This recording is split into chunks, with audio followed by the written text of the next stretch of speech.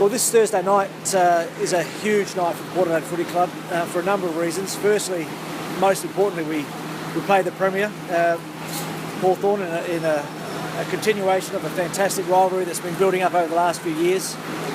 But it's also the launch of the AFL's multicultural round, and we think that that's a really significant event. We're very privileged to have that opportunity, and it's going to be a real show to remember.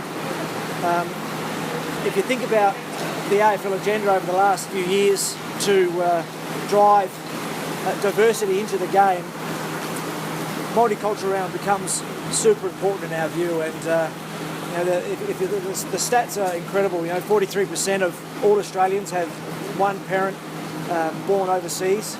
We've got Cam here, whose dad was born in Dublin. We've got Chen, who's our wonderful Chinese representative. So our club and the AFL are embracing this event full-heartedly and wholeheartedly. It's going to be a big event. We're encouraging people to get there early, 6:30. There's plenty of tickets still available for the game. It's going to be a much finer evening than today is, obviously, and we can't wait to get there. Keith, just on the China experiment, the scheduling for next year, what sort of time frame or round are we thinking that the match will be next year? Yeah, it's undecided. There are a few factors that go into this. Earlier in the season for us works better. I think if you were to pick the perfect time to be playing footy in China, it's March, April. But it'll be determined by the fixture, the AFL fixture. The other possibility is bye round, which makes it a little bit later. So we're still having those discussions, but I would have thought if we could be there in April, that would be ideal. And is the opponent worked out? That's all done? It's not done. We're talking to several clubs. The broadcaster will have some influence on that, as will the AFL. I think the first priority is to actually get the venue sorted out. We were in China last week. We visited the Zhangwan Stadium, which is the ground that the AFL played in 2010, between Brisbane and Melbourne, which we think looks really good. It's an older ground, a lot of character. Certainly got a lot of turf, so we can turn it into the AFL home in China, which we like the idea of. But we've got to do the economics of it, and all of that work has to be done by the end of July. Keith, before we go on Friday night, David Koch mentioned he thought Port were a top 4 and top 6 team and underachieved this year. Where do you see the list as being at? Yeah, I haven't changed my opinion. I think that we have that sort of a list.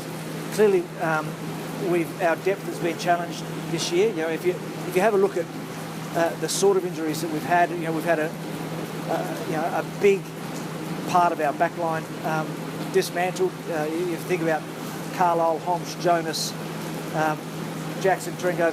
None of those guys are playing, and we would have had them in the first 6 probably at the start of the year. But I think that the backline has held up really, really well, but it's tested us. Our forward line is quite young. We had a new entry in Charlie, and we're still working our way through that. I guess the area that we've been thinking about a lot is the midfield, and clearly the loss of Ryder and then Matthew Obi at the start of the year just changed our thinking in regards to what we needed to do in there, and it's probably taken us a little longer than we would have liked to get that exactly right. But I reckon over the last 5 or 6 weeks we've seen a lot of significantly better efforts through there, and we're starting to hold our own. So my view is a full list at Port Adelaide is highly competitive against everyone in the competition. I think our depth has been tested, but it's held up okay. But there's just a couple of elements in our game that just need to be improved for us to be consistently, top 4 material. A lot of trying to make the finals still this year, but end of the year, if you don't make it, do you need an overhaul or just some fine-tuning with your list? Yeah, it's not an overhaul. No, we like a lot of what we're doing, and we certainly believe that this year is well and truly alive. So we haven't given up on this year at all.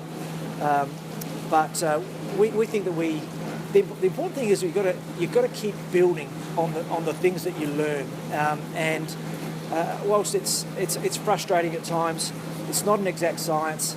It's not easy to win, and it's not easy to win this competition. And our club needs to keep building on those lessons that we've learned over the last couple of years, and I think we're doing that.